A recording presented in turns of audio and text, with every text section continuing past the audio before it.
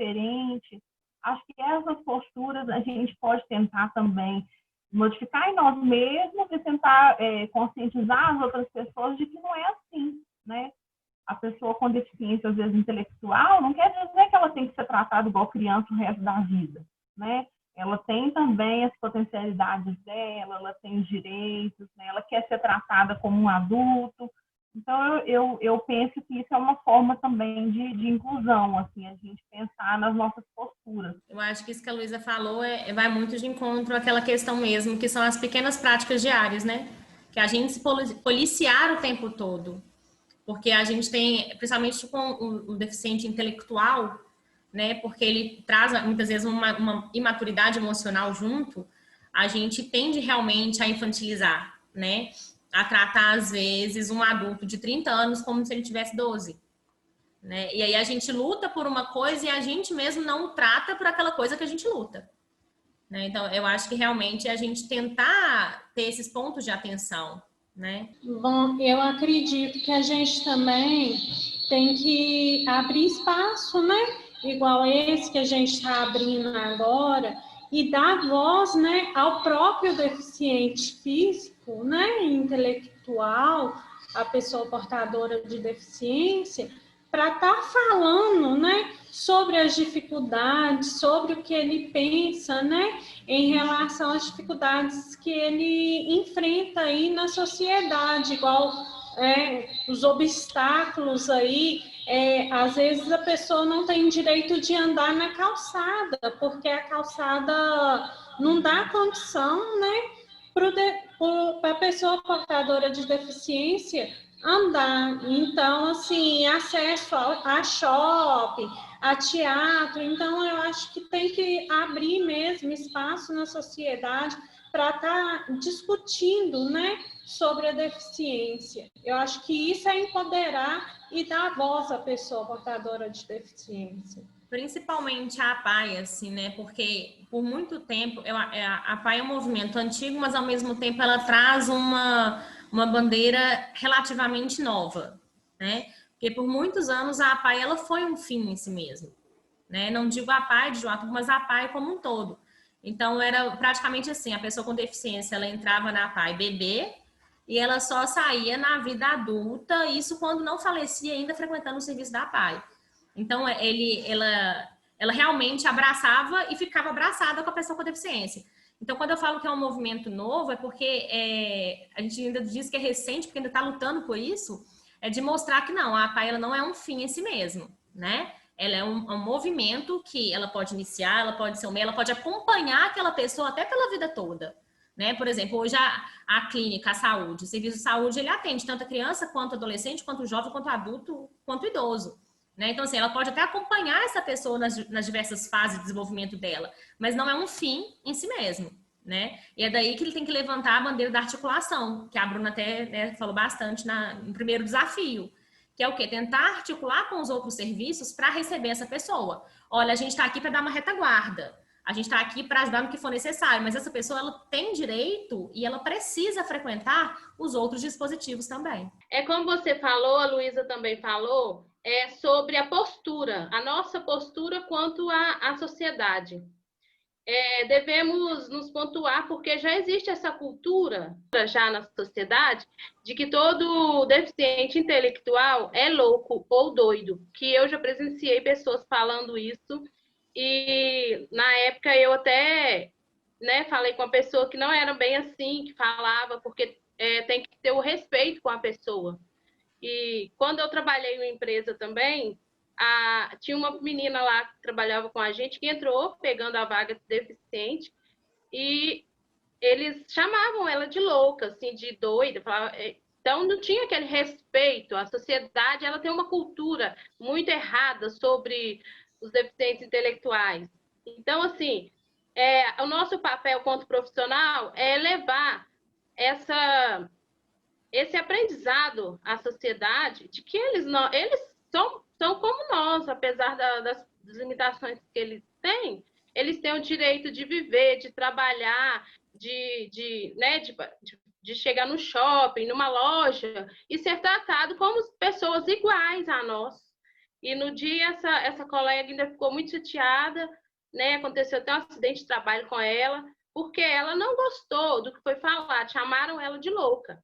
Então, assim, nosso papel é levar essa informação à sociedade, que eles não são loucos, eles são gente como a gente, eles têm os direitos como os nossos, eles têm que ser tratados como a gente. E nosso papel, ao inserir um usuário ao ambiente de trabalho também, é levar as empresas o respeito, levar os funcionários ali, os colegas de trabalho, levar eles a respeitar a pessoa que está ali. Apesar da limitação deles, são, né, pessoas iguais. Eu vejo, né, quando a gente fala em protagonismo, empoderamento, de que forma que a gente contribui para a inclusão da pessoa com deficiência. Eu vejo que a pessoa com deficiência, se não foi apresentado um mundo diferente para ela é muito bem resolvida consigo mesma. Então, a pessoa nasceu com deficiência e, às vezes, nós não proporcionamos nada para que ela venha desenvolver, né?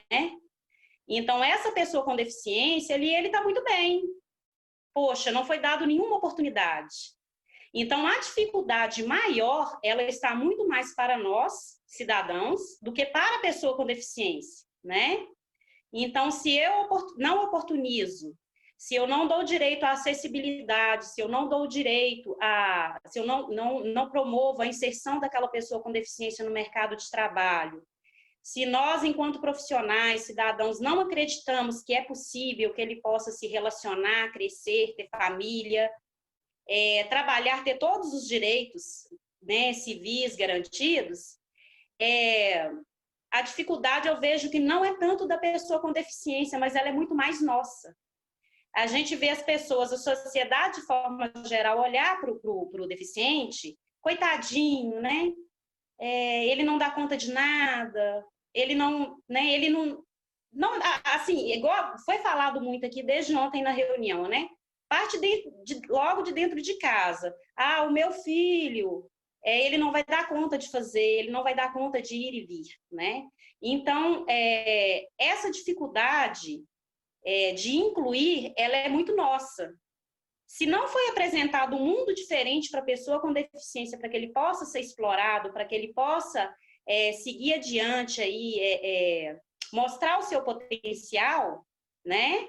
Então, talvez ele vai nascer, crescer e morrer, e para ele tá, né, o que foi apresentado para ele, minimamente aquilo ali foi o melhor, né? Então, eu acho que cabe nós, enquanto sociedade, quebrar os nossos preconceitos, né? E proporcionar, sensibilizar e levar ao conhecimento mesmo da sociedade, das famílias. Eu acho que na implantação de políticas públicas, a pessoa com deficiência ela ficou muito tutelada, protegida durante muitos anos dentro das APAES.